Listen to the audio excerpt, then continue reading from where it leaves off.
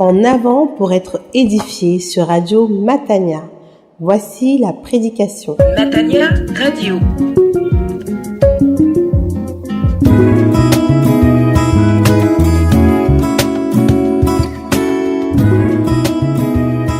Auditeurs de Radio Matania, c'est le moment de la prédication et celle que je vous propose est une prédication donnée le 3 février 2019 par le pasteur Claude Missiti-Bazi. Elle a pour titre « Le Seigneur de l'Alliance » et pour texte de référence celui d'Hébreux chapitre 9 du verset 15 au verset 23. Hébreux chapitre 9, 15 à 23, le Seigneur de l'Alliance. À travers cette prédication, vous aurez une définition détaillée, définition biblique bien sûr, de l'Alliance. Vous serez instruit sur les différentes alliances qui existent dans la parole de Dieu et vous comprendrez, n'est-ce pas, ce que Dieu attend d'une alliance. Que le Seigneur vous bénisse abondamment à l'écoute de sa parole. Restez fidèles au programme de Radio Matania.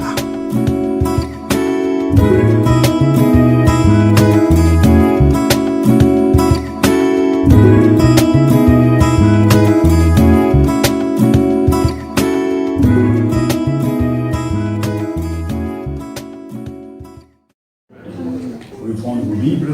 Merci.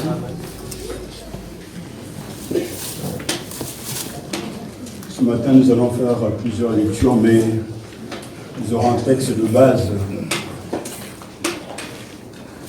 qui nous donne la conclusion presque de ce que nous voulons méditer. Ce texte qui se trouve dans Hébreux chapitre 9, verset 15 à 23. Hébreux chapitre 9.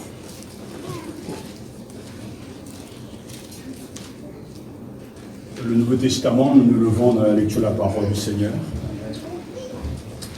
Et nous préparons nos cœurs à recevoir cette parole. Amen. Au nom du Seigneur Jésus. Hébreux chapitre 9, verset 15. Voilà pourquoi il est médiateur d'une alliance nouvelle, d'un testament nouveau, sa mort étant intervenue pour le rachat des transgressions commises sous la première alliance. Ceux qui sont appelés reçoivent la promesse de l'héritage éternel. Car là où il y a testament, il est nécessaire que soit constatée la mort du testateur. Un testament ne devient valide qu'en cas de décès. Il n'a pas d'effet tant que le testateur est en vie. Aussi, la première alliance elle-même n'a-t-elle pas été inaugurée sans effusion de sang? Lorsque Moïse eut proclamé à tout le peuple chaque commandement conformément à la loi, il prit le sang des veaux et de boucs, puis de l'eau, de la laine écarlate et du hysope, et il en aspergea le livre lui-même et tout le peuple, en disant « Ceci est le sang de l'alliance que Dieu a ordonné pour vous. » Puis il aspergea aussi avec le sang la tente et tous les ustensiles du culte, et c'est avec du sang que, d'après la loi, on purifie presque tout, et sans effusion de sang, il n'y a pas de pardon. Si donc les images de ce qui est dans les cieux sont purifiées par ces rites, il est nécessaire que les réalités célestes elles-mêmes le soient par des sacrifices bien meilleurs. Amen. Amen. Ceci est le sang de l'alliance que Dieu a ordonné pour vous. Amen. Amen. Prions le Seigneur. Dieu notre Père, Seigneur de gloire, une fois de plus, tu nous accordes la bénédiction et le privilège de nous arrêter pour t'écouter. Nos cœurs sont habités de tant de choses. Nous sommes tellement surchargés. Mais nous croyons et je crois que ta parole est comme un marteau qui brise le roc, comme un feu qui allume une passion nouvelle. Amen. Nous te prions, je te prie, Père, au nom de Jésus, que l'Esprit Saint soit à l'œuvre à l'écoute de ta parole. Amen, amen. Que l'Esprit Saint, qui est l'applicateur par excellence de ce livre, aide tout un chacun ici et ailleurs à entrer dans la compréhension, dans l'intelligence et dans l'application de ta parole. Amen, amen. Sinon, je te rends grâce, je te bénis, car cette sémence jetée, elle portera du fruit. Amen. Tu veilles sur ta parole afin de l'accomplir. Alors ici et ailleurs, la réussite de ta parole est déjà sûre, Amen. réelle, tangible. Et je te rends toute la gloire de ce que tu n'es pas mort, mais tu es vivant au siècle des siècles. Alléluia. Ton esprit n'est pas resté à Jérusalem, mais il vit aujourd'hui et agit encore aujourd'hui Amen. dans l'Église via ta parole. Que ton nom soit béni, que ton nom soit exalté, Alléluia. et que ton règne vienne et s'impose au milieu de nous pour la gloire du nom de Jésus-Christ. Amen. Amen. Merci de vous asseoir.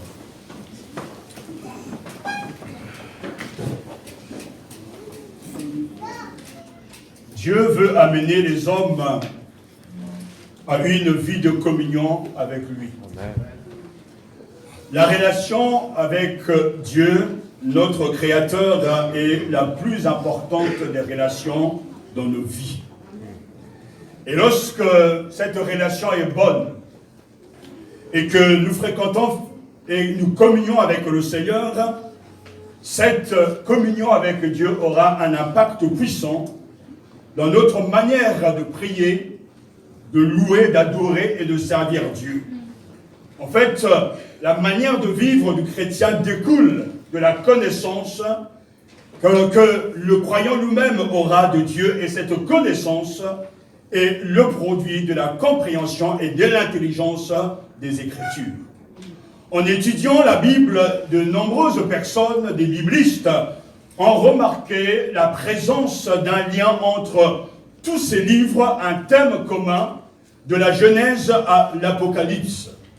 Pour certains, ce thème principal est celui de l'alliance, c'est-à-dire l'alliance de Dieu avec Israël et ensuite avec toute l'humanité à travers Jésus-Christ notre Seigneur.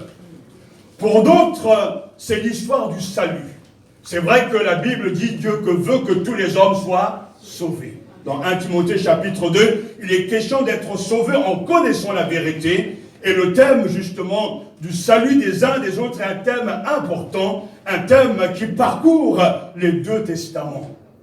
Un troisième thème principal, en fait, conjugue, marie les deux. Ce thème, c'est celui de la promesse et de l'accomplissement. La promesse de Dieu d'envoyer un Messie à la maison de David, de Samuel 7, et celle d'une nouvelle alliance, Jérémie chapitre 31, trouvant leur accomplissement en Jésus-Christ, qui a établi une nouvelle alliance lors même de la Sainte Seine, Luc chapitre 22. Nous connaissons bien ce texte que nous avons lu il n'y a pas très longtemps à Noël. Voici, tu deviendras enceinte, tu enfanteras un fils et tu l'appelleras du nom de Jésus. Il sera grand et sera appelé fils du Dieu très haut, et le Seigneur Dieu lui donnera, écoutez bien, le trône de David, son père. Il régnera sur la maison de Jacob éternellement, et son règne n'aura pas de fin. Luc chapitre 1, versets 31 à 33, et nous connaissons aussi ces mêmes paroles de notre Seigneur que nous avons à maintes fois eu l'occasion de lire et d'écouter. De même, il prit la coupe après le repas et la leur donna en disant, cette coupe est la nouvelle alliance en mon sang qui est répandue pour vous. Alléluia. Luc chapitre 22, verset 20. Nous avons là donc, dans ces quelques passages, le principe organisateur de l'histoire biblique. Quand Jésus dit « Ceci est mon sang », le sang de l'alliance versé pour la multitude. Il précise qu'il est question du sang, le sang de l'alliance. En employant le mot « alliance », Jésus renvoie tout un chacun à un thème clé au fil conducteur de 2 testaments et un thème important dans l'Ancien Testament. L'une justement des idées clés de l'Écriture est que Dieu est un Dieu qui a contracté une alliance avec son peuple et qui la garde. Tout le message de la Bible s'articule autour de la démarche, de l'initiative de Dieu qui entreprend vers nous, par amour, conformément à son alliance, une relation. À chaque fois que Dieu agit, descend, se manifeste, c'est qu'il a un objectif. Cet objectif est de communier avec l'homme. Cet objectif est d'établir une relation avec sa créature. L'histoire des desseins de salut de Dieu se focalise sur les alliances qu'il a conclues avec plusieurs personnages, leurs familles et leur postérité. Dieu fait ainsi alliance avec Noé, Abraham, Moïse, David, Jérémie et finalement avec Jésus-Christ lui-même. Chacune de ces alliances révèle qui est Dieu. Amen. Et le fait que nous pouvons lui accorder une confiance pleine et entière. Amen. Elle ne cesse de marteler le même message. Dieu est fiable. Amen. Dieu est digne de confiance. Il est ce roc fiable, hors duquel rien ne tient. Et c'est parce que Dieu est fiable, fidèle, qui s'est marié à son peuple et que le peuple s'est marié à son Dieu, qu'il tiendra sa parole et quelles que soient les vicissitudes, les problèmes, la fiabilité de Dieu est sûre et stable. Et cette vérité donne aux croyants la stabilité, la confiance, l'engagement et une louange explosive parce qu'il connaît que Dieu est fiable. Amen. Puisque l'alliance est le principe clé de 2 testaments, c'est d'ailleurs pour ces raisons qu'on appelle l'Ancien Testament et le Nouveau Testament, on pourra dire aussi l'Ancienne Alliance et la Nouvelle Alliance. Il s'agit donc de 2 testaments, de 2 alliances, et parce que ces 2 alliances, Dieu est le même hier, le même aujourd'hui et le même demain. Le passé de Dieu révèle le présent de Dieu. Amen. Jadis présent, il restera présent pour son peuple et digne de confiance. Amen, amen, amen. Jésus lui-même le dit, ceci donc est le sang de l'alliance versé pour la multitude. Amen. Mais qu'est-ce qu'une alliance? Comment dire concrètement la relation entre Dieu et l'être humain? L'étymologie de l'hébreu Bérit, traduit en français par alliance, n'est pas clair. S'il y a bien un élément que j'ai pu retenir lorsque j'étais au séminaire, c'est la manière qu'un de mes professeurs d'évangélisation a illustré le rite de l'alliance, c'est-à-dire l'alliance entre Dieu et les hommes. Ce rite est très important. Il se trouve dans Genèse chapitre 15, lorsque Dieu fera alliance avec Abraham. Ce qu'il faut retenir, c'est que le sens originel était très probablement celui d'engagement ou d'obligation. Donc, Dieu s'oblige et il appelle son peuple par amour à être en communion avec Dieu. L'alliance est un accord, et de nos jours on dira un contrat entre 2 parties. Il désigne une promesse, confirmée par un serment de loyauté. Quand Dieu fait alliance avec son peuple, il lui promet d'être son Dieu, et s'engage à honorer sa promesse. Amen. Ainsi, une alliance est un pacte solennel qui oblige Dieu, l'acteur principal, à accomplir sa promesse. Amen. Et je bénis Dieu de ce que ce matin, je vous parle et je vous annonce le Seigneur de l'Alliance. Amen. Le comprendre et le vivre est une expérience unique, inouïe, parce que dans le contexte biblique, celui qui connaît le Dieu de l'Alliance est un chrétien vraiment assis et constant dans sa foi, car il n'a peur de rien, étant donné que Dieu est toujours fiable. Amen, amen. L'alliance de Dieu avec son peuple n'est autre que le lien du mariage avec lui.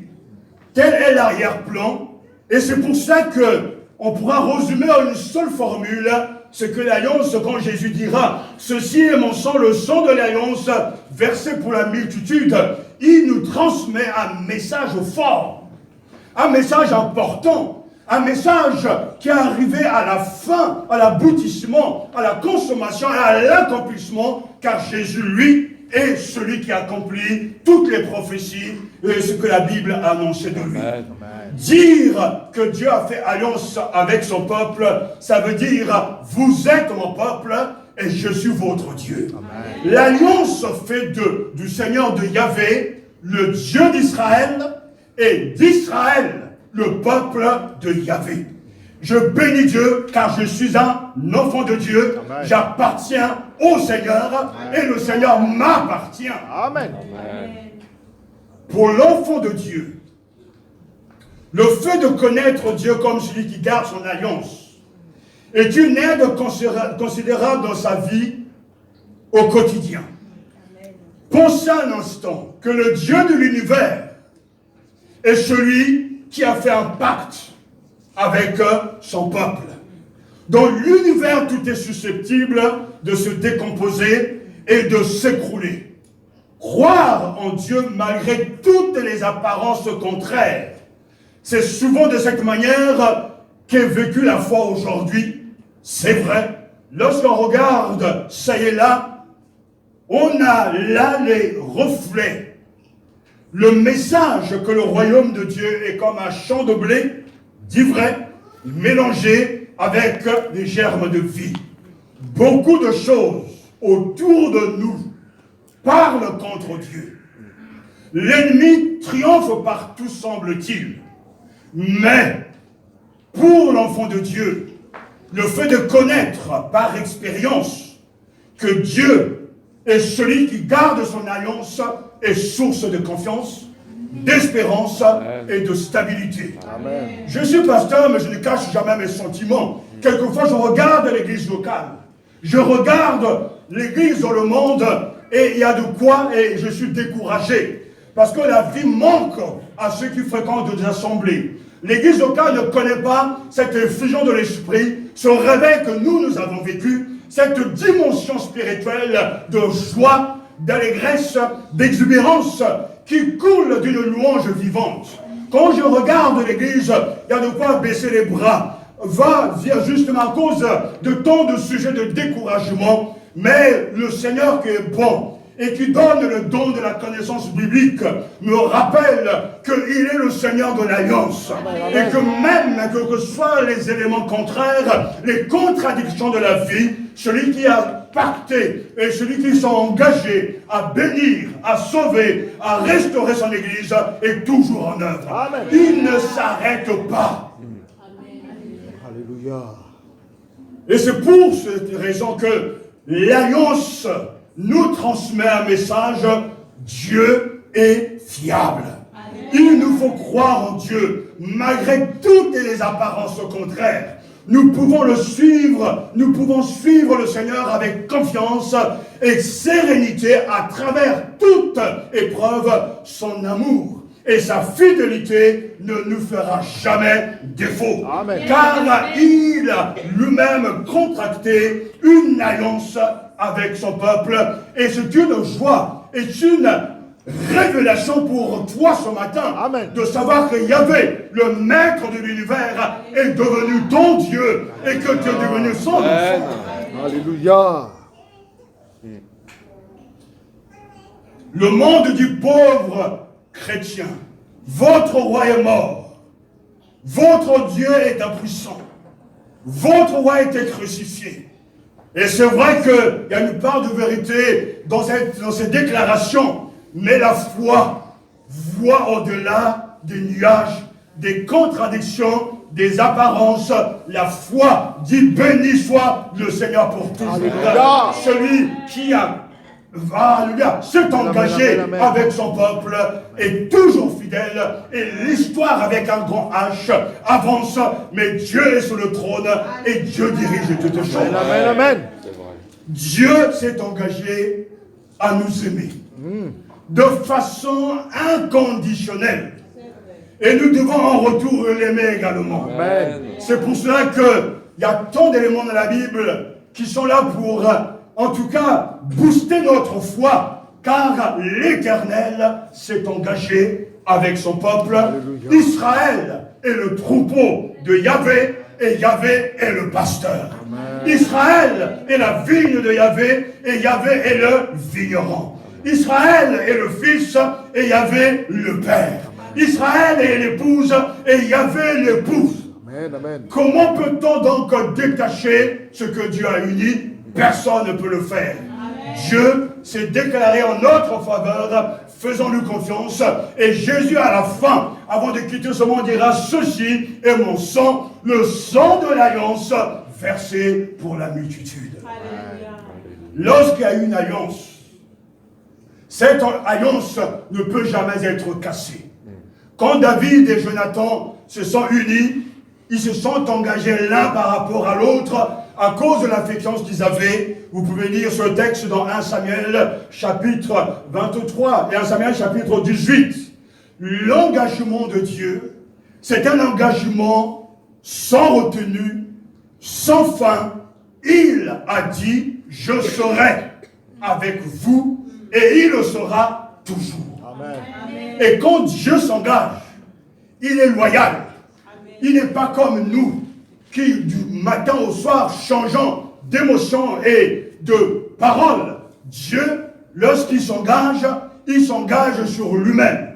Et comme Hébreux chapitre 6, versets 13 à 18, le dit très clairement, que lorsque Dieu fait alliance avec Abraham, il mit même son existence en jeu pour indiquer au patriarche qu'il garderait fidèlement sa parole. Et ce qu'il dit est remarquable. Quand Dieu fit sa promesse à Abraham, il l'accompagna d'un serment formulé en son propre nom, car il n'y avait personne de plus grand que lui par qui le faire. Il déclara: je jure de te bénir abondamment et de t'accorder des très nombreux descendants.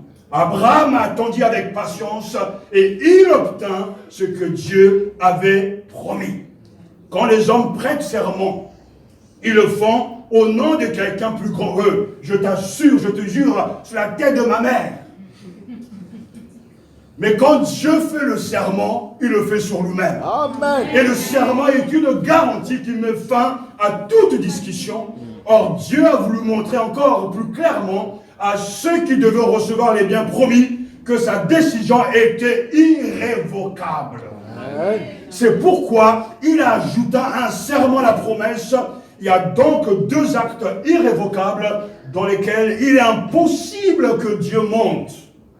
Ainsi, nous qui avons trouvé un refuge en lui, nous sommes grandement encouragés à saisir avec fermeté l'espérance qui nous est proposée. Hébreux chapitre 6, versets 13 à 18.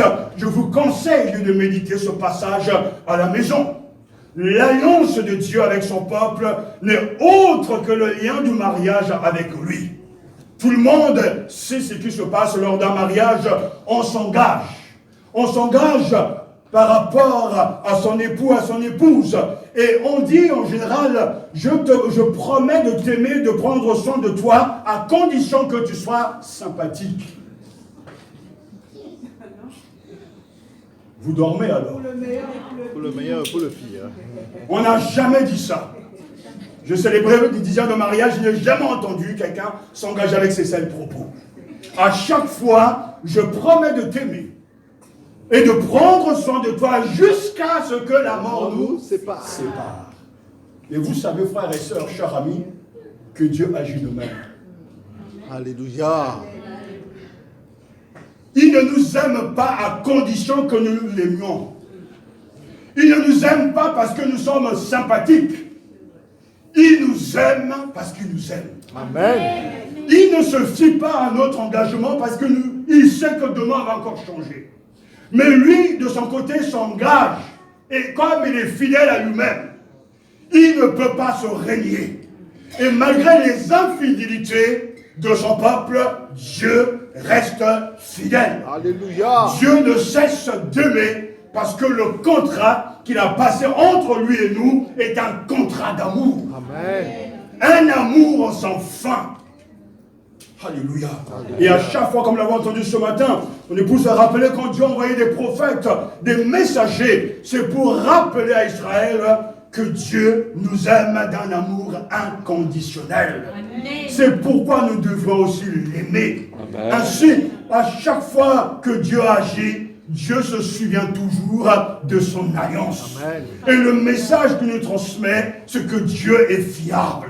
Je rends grâce au Seigneur pendant ce message, je le loue, je l'adore. Parce que ce Dieu, le Seigneur de l'Alliance, est pour moi vraiment une bouffée d'oxygène. De savoir que face même aux vicissitudes, face à mes propres infidélités, lui reste fidèle. Alléluia. Parce qu'il a signé le pacte, le contrat d'engagement, d'obligation de nous bénir. Amen. Quand l'on fait ce pacte avec lui, il nous tient par la main. Alléluia. Et il nous garde jusqu'à bon port parce qu'il est vivant au siècle de siècle. Amen, amen. Ainsi, quand nous cherchons à comprendre le fil conducteur de deux testaments, l'Ancien et le Nouveau Testament, regardez ce fil conducteur, c'est l'alliance, c'est le testament, c'est l'engagement, c'est le pacte entre Dieu et son peuple.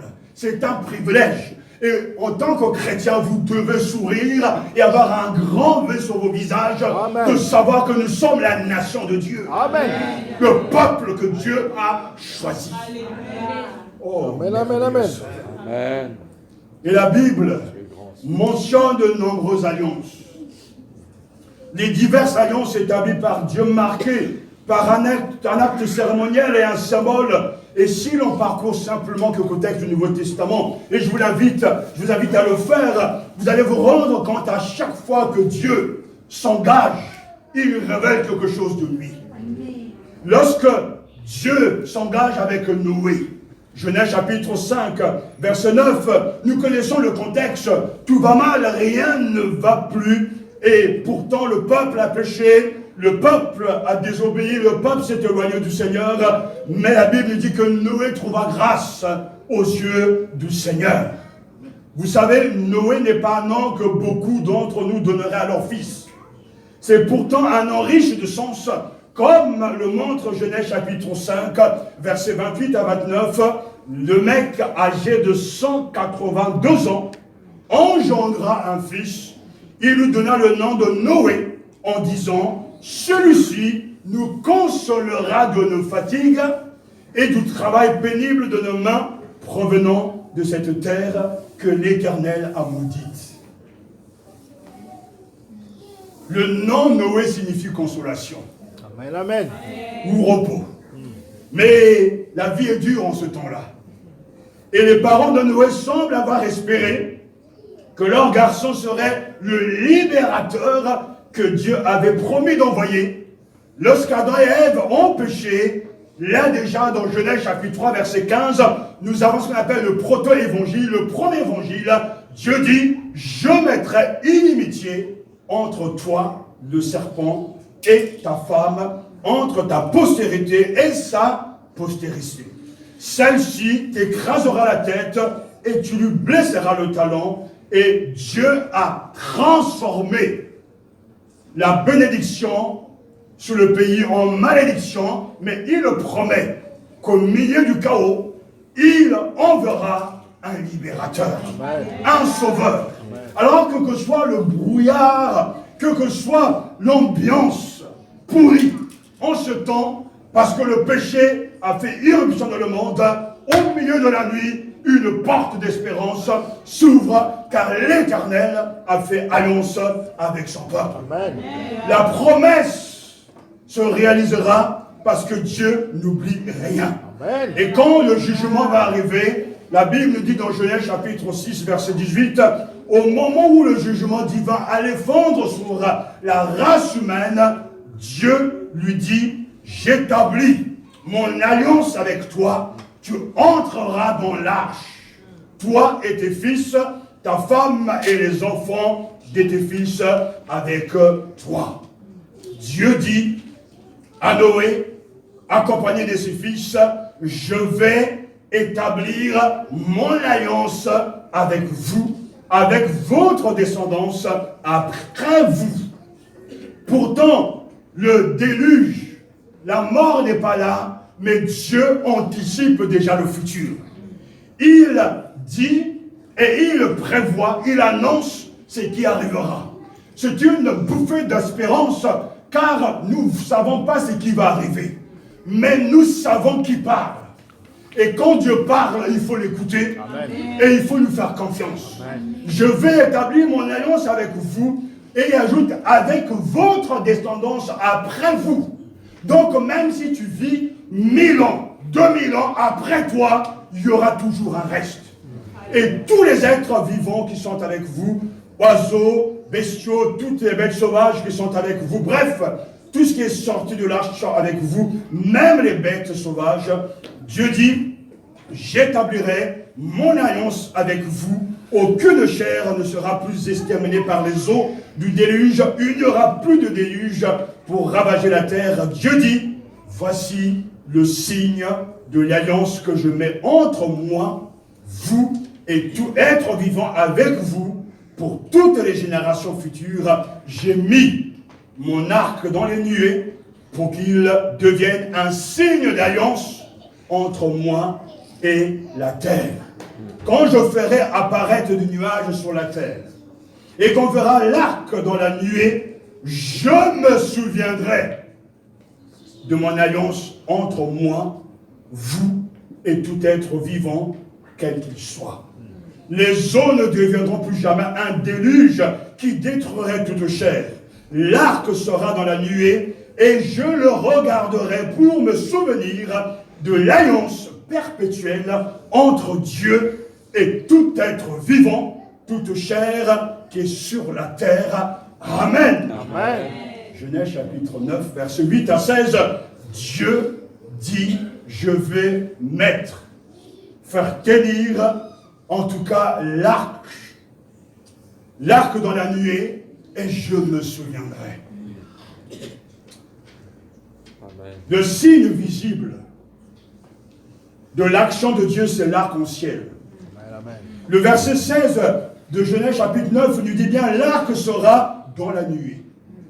Et je le regarderai pour me souvenir de l'alliance perpétuelle entre Dieu et tout être vivant, toute chair qui est sur la terre. C'est pourquoi c'est l'arc, justement, l'arc-en-ciel est le témoignage, le symbole que Dieu n'oublie rien.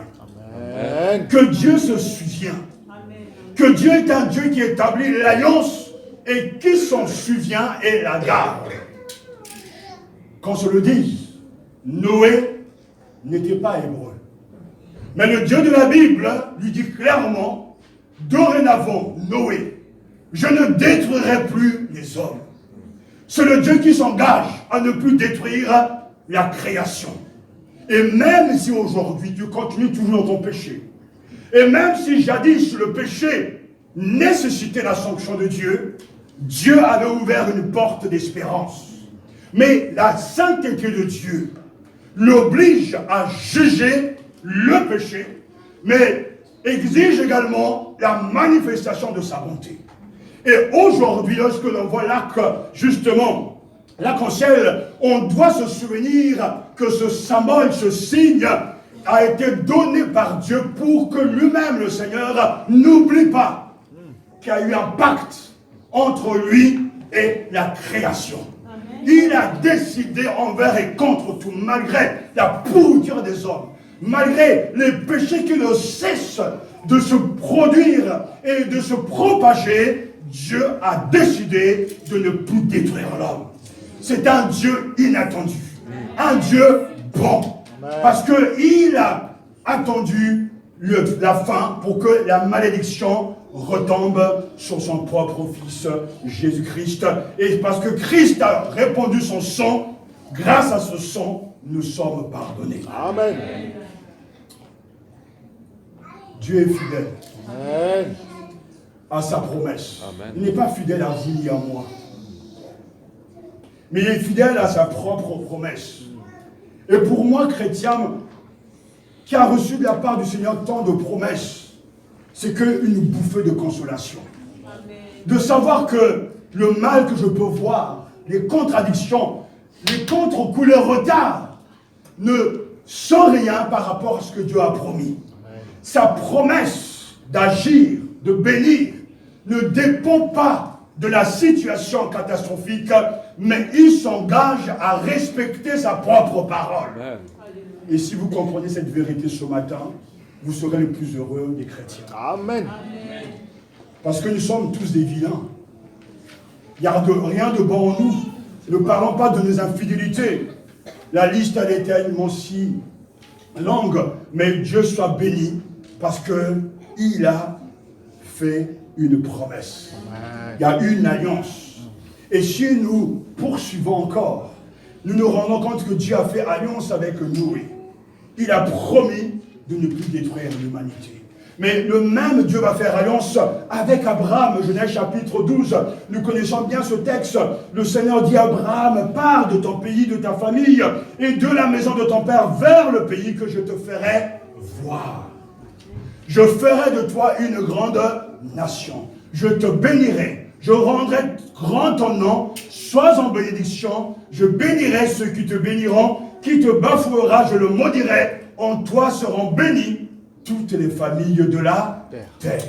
Genèse chapitre 12, versets 1 à 3. Dieu fait 8 promesses en fait à Abraham.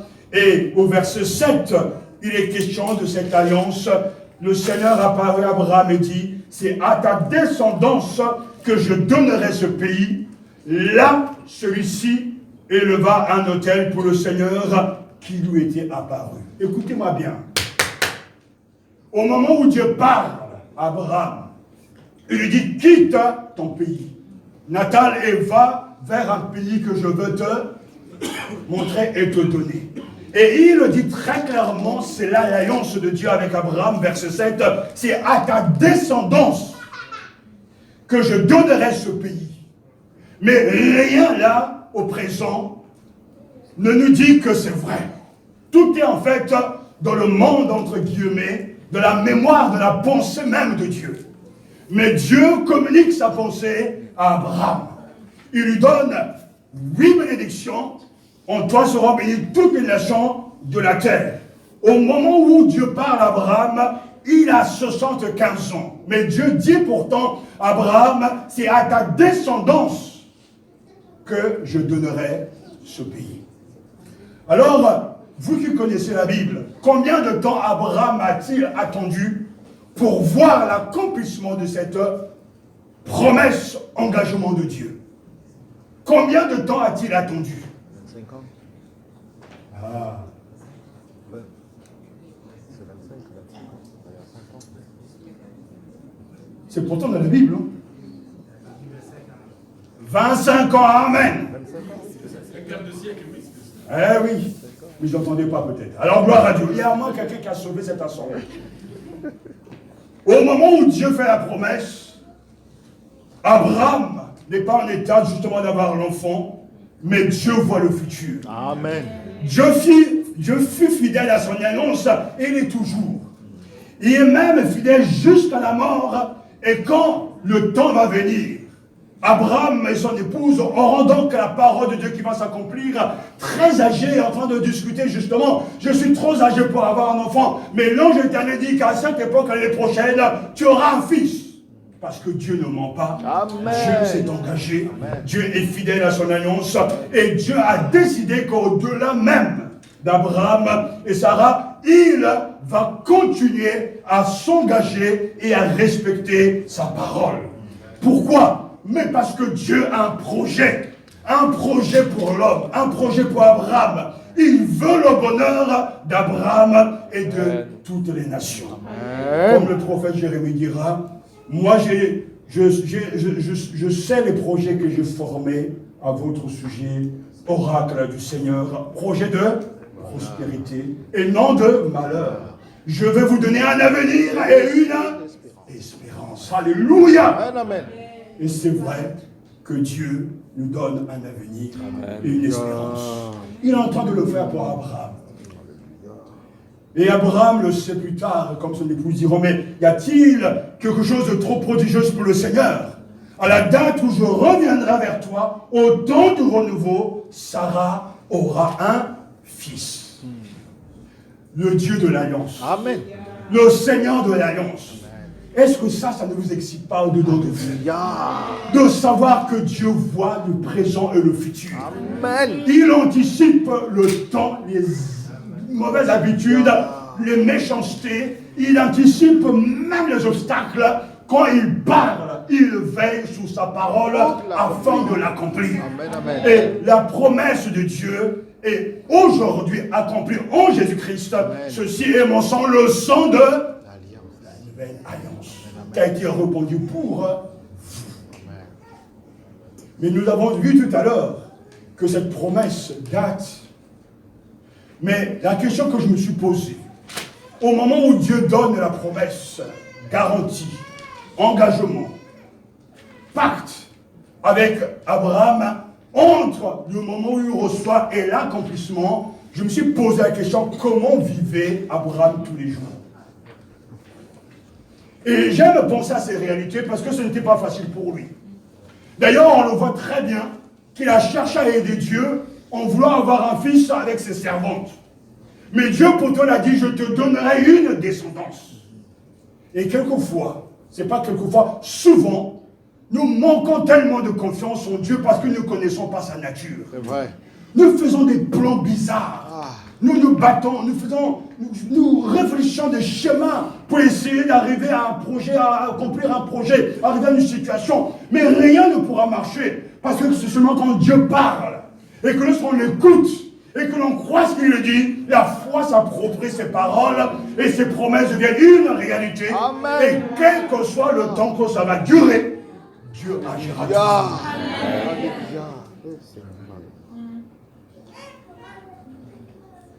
L'histoire de l'alliance est notre histoire. Comme je vous l'ai dit, ces temps peuvent être des temps de tristesse. Ça fait des années que nous évangélisons. Mais les gens ne viennent pas en nombre. Ça fait des années que nous prions pour ce pays. Mais les Français ne se tournent pas vers Dieu. Mais pourtant la Bible nous donne de continuer à s'aimer la bonne sémence. Amen. La Bible nous dit que le royaume de Dieu avance. En secret, mais il avance. Amen. La Bible nous dit que justement que Christ a vaincu les forces des ténèbres. Tout pouvoir est donné dans le ciel et sur la terre. Amen. Mais le monde, les réalités semblent contredire ces vérités. Qui allons-nous croire?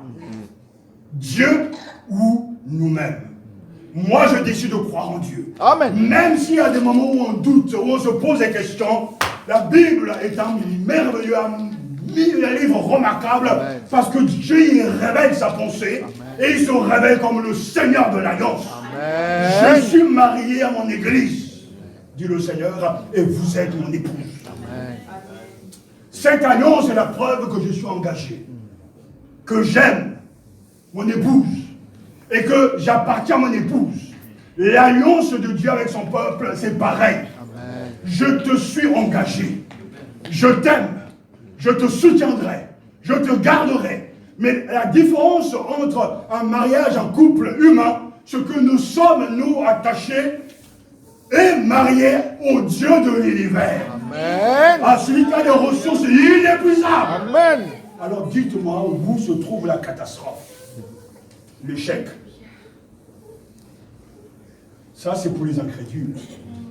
Dans le Dieu de ce siècle aveugle l'intelligence. Mais pour le croyant, Dieu nous montre autre chose.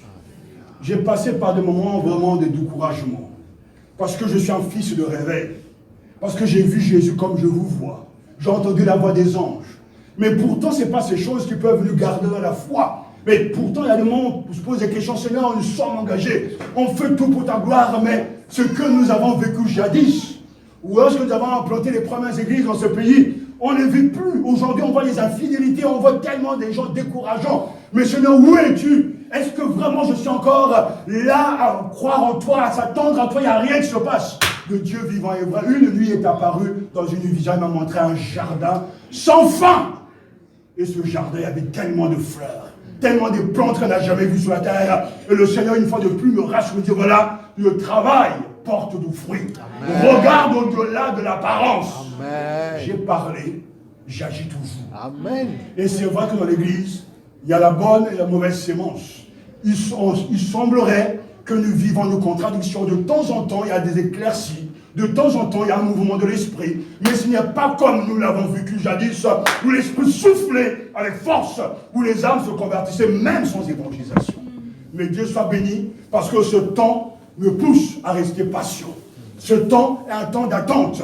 Et quand Dieu donne la promesse à Abraham, Abraham a attendu 25 ans. Et il n'a pas démissionné. Mais Romains chapitre 4 dit qu'il donna gloire à Dieu. Ayant compris la promesse, il donna gloire à Dieu, alors que la réalité spirituelle n'était pas encore là. Il donna gloire à Dieu. Amen. Alors je rends gloire à Dieu. Amen. Parce que ce que nos yeux ont vu, il accomplira. Amen. Je n'ai pas un homme pour mentir. Amen, amen. Ni un fils d'homme pour se rétracter. Et le Dieu vivant est vrai. Alléluia. Voici l'alliance.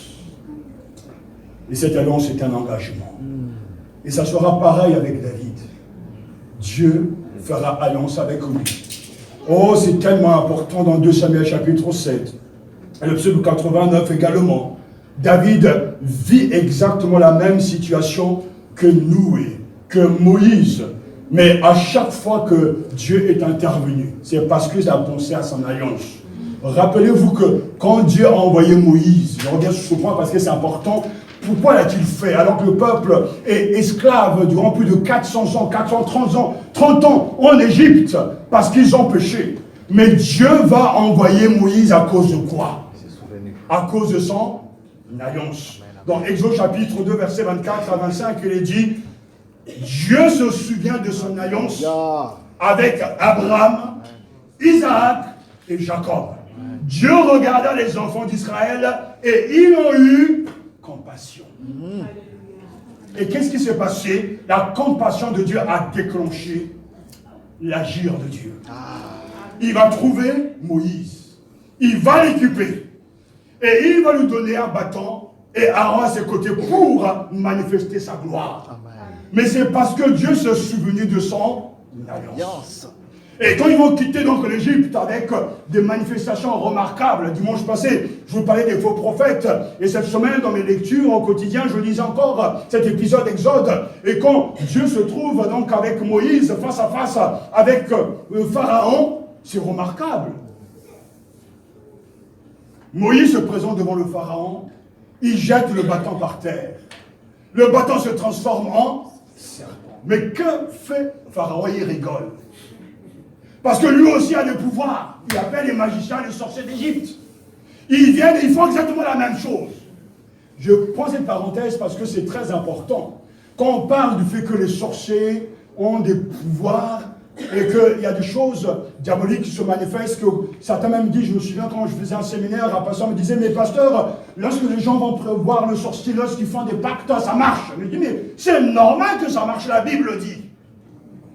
Le serpent des sorciers étaient venus aussi. Ils étaient face à face avec le serpent de Moïse.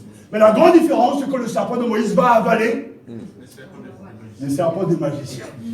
Mais à aucun moment ne sous-estime la puissance diabolique. Et plus loin, pensons que Pharaon va comprendre, alors Moïse va changer l'eau du Nil en sang, mais les magiciens, les sorciers viennent, ils font la même chose. Et je disais, ce n'est qu'à la fin, quand Dieu décide de prendre le premier de chaque famille, que là on se rend compte que Satan n'a pas le pouvoir de prendre la vie et de donner la mort. Il n'y a que Dieu qui a son pouvoir. Amen. Ne sous-estimez jamais le malin. Mais quand le peuple a vu les miracles de Dieu, il est sorti de la joie, dans l'abondance. 4 430 ans. Alors, s'il vous plaît, ça fait combien de temps que toi tu souffres? 1 an, 2 ans, 5 ans, 10 ans? 430 ans, c'est plus qu'une vie. Comment vivaient au quotidien ses frères et ses sœurs? Ils vivaient dans l'attente, dans la colère, dans les interrogations, dans les questionnements. Mais où est la vue de l'Éternel qui nous a montré, qui a pactisé avec nos pères, nos ancêtres? Où est-il? Et le silence de Dieu est une punition terrible. Mais pourtant Dieu veille. Le temps n'est pas accompli. Mais quand le temps est arrivé, il a trouvé à Moïse. Alléluia, Dieu agit toujours. Amen. Et c'est vrai que ce temps d'attente est pour beaucoup un temps de relâchement, un temps de démission. L'Église, pour certains, ne les emballe plus. Les choses de Dieu sont devenues compliquées à faire, à vivre, mais pourtant, dans ce brouhaha, justement, Dieu appelle chacun à une fidélité sans faille. Amen. Seigneur, tu as promis, tu veilleras sur ton Église. Tu as combattu pour l'Église. Les portes de l'enfer ne pourront rien contre l'Église. Nous sommes ton peuple et tu es notre Dieu. Amen. Et nous triompherons toujours. Amen. À chaque fois, Dieu fait les choses par rapport à sa propre gloire. À son alliance. Et avec David, il en sera de même. Le Seigneur promet à David une descendance. Ah, David est vraiment un exemple remarquable. J'ai plusieurs exemples, mais je m'arrête. Je pense que je veux toucher cet exemple parce que le remarquable, mais c'est tellement important. David est un élu de Dieu. On le sait. Dieu l'a choisi. Et il est tellement rempli de l'amour de Dieu qu'il éprouve de la peine, de la joie en même temps. Alors que dans 2 Samuel chapitre 7 et psaume 89, c'est la même chose. Lorsque David ramène l'arche de Dieu à Jérusalem, à un moment donné, il s'assoit, il regarde l'arche qui était posée quelque part dans la cour, etc. Et il est triste, il dit voilà, ça ne peut pas continuer comme ça. Je dois construire un temple pour abriter l'arche de l'Éternel. Quand, dans 2 Samuel 7, l'arche entre dans la ville, David est en train de danser devant l'Éternel. Sa femme n'est pas contente, mais qu'importe, ce n'est pas son problème. Il vit son culte devant Dieu. Il ne se préoccupe pas de ce qui se passe. Et l'arche entre dans Jérusalem parce qu'il sait, lui, David, que l'arche est le symbole de la présence de Dieu au milieu de son peuple. Amen. Et quand David décide de construire donc le temple pour le Seigneur, pour loger l'arche, alors quelque chose va se passer. Je lis ce texte parce qu'il est important. Depuis le temps où j'ai institué des juges sur mon peuple Israël, j'ai été accordé le repos face à tous tes ennemis. Il y avait annonce qui te fera une maison. Et quand tes jours seront accomplis et que tu seras couché avec tes pères, je lèverai ta descendance après toi. Celui qui sera issu de tes entrailles, et j'affermirai ta royauté. Celui qui bâtira une maison pour mon nom, et j'affirmerai pour toujours son trône royal. Je serai pour lui un père, et il sera pour moi un fils. S'il se fourvoie, je le châtierai avec une verge d'homme et par les coups que donnent les humains. Ma fidélité ne s'écartera pas de lui, comme je l'ai écarté de Saül, que j'ai écarté de devant toi. Ta maison, ta royauté subsistera à jamais devant toi. Ton trône sera affermi à jamais. Alléluia. Selon toutes ces paroles et selon toute cette vision que parla Nathan à David, le roi David vint s'asseoir en présence du Seigneur et déclara: Qui suis-je, Seigneur Dieu, et quelle est ma maison pour que tu m'aies fait parvenir où je suis? Or, c'était encore trop peu à tes yeux. Seigneur Dieu, tu as parlé aussi pour la maison de ton serviteur, longtemps à l'avance, telle est la loi de l'homme, Seigneur Dieu. Amen. Amen. 2 Samuel chapitre 7. Qu'est-ce qui est en train de se passer?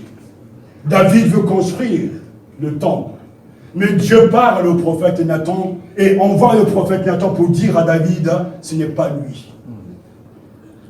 Il a versé trop de sang. Mais c'est son propre fils.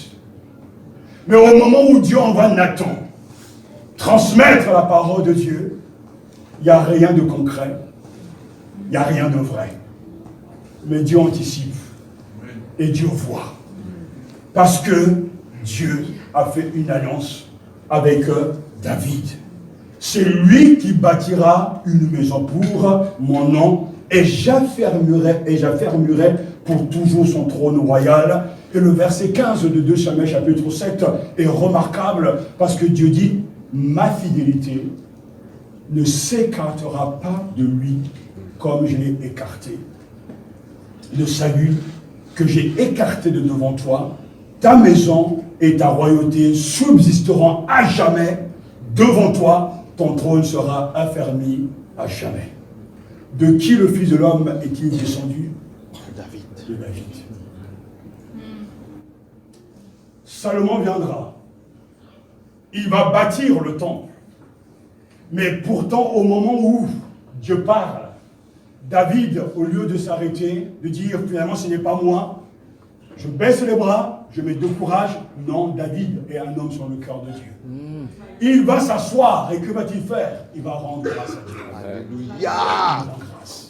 C'est remarquable. Et il dit, mais Seigneur, mais qui suis-je moi? Comme si je n'avais pas eu suffisamment, tu m'as tellement gardé. Dieu dira, viens Nathan, mais dis à mon serviteur David, je l'ai protégé, je l'ai gardé, j'ai détruit ses ennemis. Et je lui ai donné tellement de grâce. Mais à un moment donné, Dieu lui dit, mais oui aussi, David, peut-être qu'humainement tu mérites de me bâtir un temple, le tabernacle, mais ce n'est pas toi, mais ça sera ton propre fils. Amen. Et David rend grâce à Dieu. Alléluia. Il prie même pour la maison de l'Éternel. Parce que j'ai trouvé mon serviteur David, je l'ai oint de mon huile sainte, pour lui ma main sera ferme, mon bras aussi le rendra fort. C'est parce que il y a un pacte. Si vous faites un pacte avec le diable, vous aurez la gloire du diable. Si vous faites un pacte avec Dieu, vous aurez les grâces de Dieu. Alléluia. Là, nous ne sommes pourtant que, même pas la moitié de l'Ancien Testament. Parce que tout le long de l'Ancien Testament, Dieu ne va jamais cesser de s'engager. Jusqu'à l'arrivée du Fils de l'homme. Et c'est pourquoi Jésus dira que ceci est le sang de l'alliance versée pour la multitude. Toutes ces alliances préfigurent quelque chose de meilleur. Et à chaque fois, on le verra à un autre moment, que Dieu révèle quelque chose de lui. Avec Noé, il révèle qu'il ne détruira pas l'humanité. Avec Moïse, c'est le Dieu qui se souvient et qui prend soin de son peuple. Il n'oublie pas. Avec David, il est celui qui est digne de confiance. Et que malgré les vies, malgré les péchés de David, la fidélité de Dieu ne s'est jamais écartée de lui. Alléluia. Et l'Église est bâtie sur ses fondations. Amen. Et cette fondation, c'est Dieu lui-même. Amen. Amen. Je trouve que vous n'êtes pas assez vivant. Amen. Amen. Je trouve que vous n'êtes pas assez entreprenant dans la louange. Je trouve que vous ne vivrez pas assez quand on parle du Créateur, de Dieu, le Dieu de l'Alliance. Je sais que vous manquez de vie. Ça doit peut vous chagriner, vous choquer, mais je sais que vous n'êtes pas dans l'esprit de la parole. Je vis ce livre très jeune, très ado, au ciel, et l'esprit me dit, monte et lis, et je vois ce livre ouvert, et je suis en train de lire ce texte, son esprit. Rien ne se produit. Rien ne bouge. Mais l'esprit me dit encore, recommence. Et plus je suis en train de lire, et plus tout d'un coup, les lettres ont commencé à vibrer. C'est comme si dans ce texte, il y avait un cœur qui battait. Doudou. Le cœur de Dieu. Et tout d'un coup, par une expérience, je ne sais comment l'expliquer, Dieu seul, témoin de ce que je dis, c'est de quoi je parle. Ces paroles en sortie du texte ont pénétré mon esprit. Et la vie de Dieu coule en moi. Je savais ce que Dieu pensait. Je vivais les sentiments, les émotions de Dieu. Ainsi, je sais reconnaître quand quelqu'un est dans l'esprit ou pas. Car mes paroles sont esprit et vie. Quand la parole de Dieu est en vous, la vie en vous, Et quand on parle de Jésus, vos cœurs sont remplis de passion. Entre vous et moi, il y a une communion, un mariage spirituel. Car quand on parle de lui, l'épouse dit, ah, c'est beau, c'est merveilleux. Et la louange est la réponse appropriée à la vraie révélation de la parole de Dieu. Amen. C'est pour ça que je suis toujours enflammé quand je lis ce texte. Lisez, vivez la foi. Réveillez-vous et recevez la vie de l'esprit. Mais même là, je dis au Seigneur, regarde ces contradictions. Combien de fois on n'a pas prêché à repentance?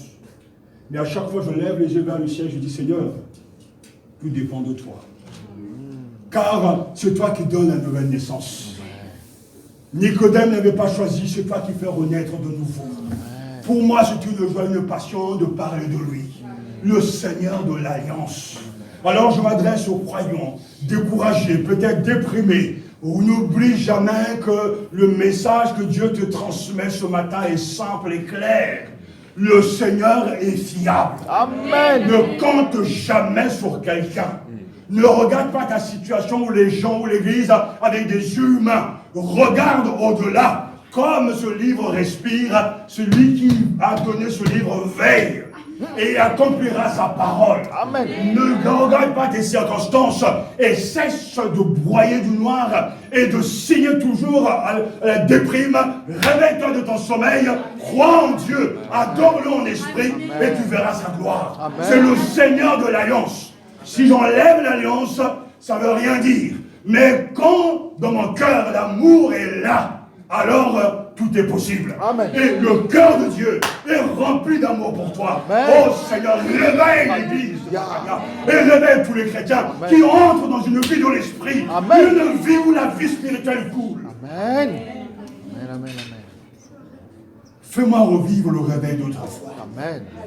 Je prêchais au Tchad, je me souviens, les gens étaient tellement malheureux, pauvres. Certains avaient passé la nuit dans la brousse pour venir à ce séminaire, pour venir à cette convention. Ils étaient dans la pauvreté la plus totale.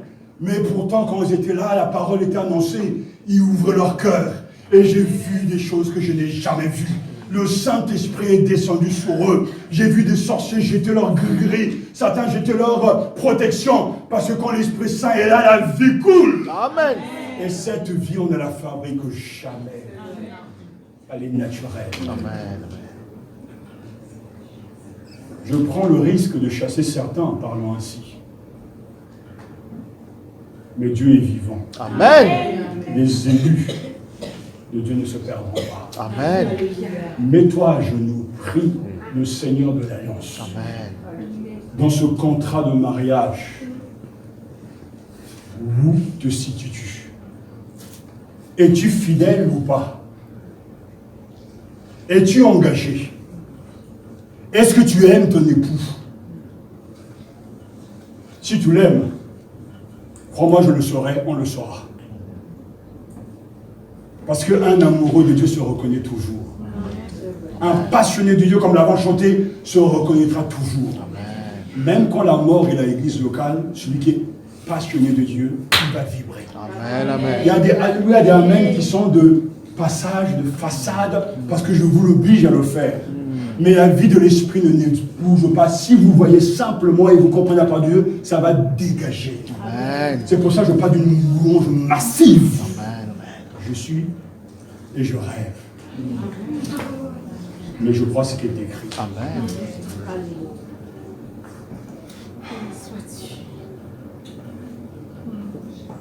Fermons les yeux.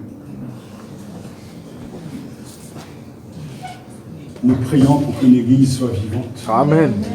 Ça fait longtemps que nous demandons ça au Seigneur. Mais nous savons que ce n'est pas les pierres qui vont vibrer, c'est les vies que Dieu va transformer lui-même. Alors, réfléchissons à l'instant même. Dans sa grâce, Dieu nous adresse un message. Je suis fiable, digne de confiance. Ça, c'est le message de l'Alliance. Tu peux compter sur moi. Plusieurs fois, nous invitons les uns les autres à prier, à libérer leur cœur, à s'affranchir du péché.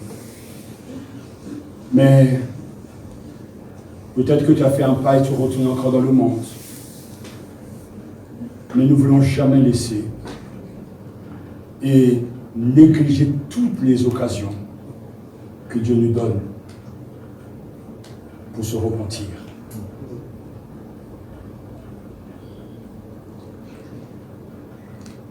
Et je sais que Dieu parle à l'Église.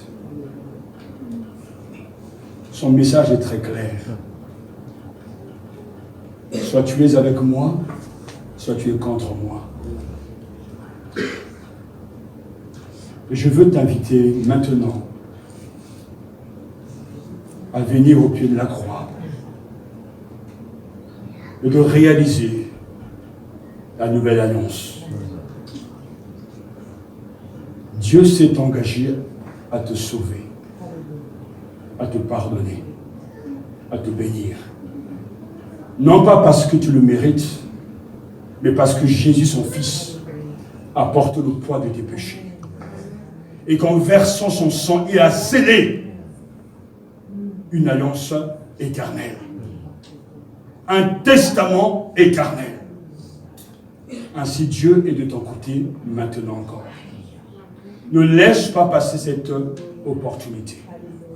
Dieu est de ton côté non pas parce que tu es bon, bien au contraire, mais parce que la grâce d'être de ton côté te vient grâce au sacrifice de Jésus-Christ, qui a porté ton poids, tes malheurs, tes infidélités, qui a porté tes crises de colère, qui a porté ta honte, ta nudité, tes impuretés.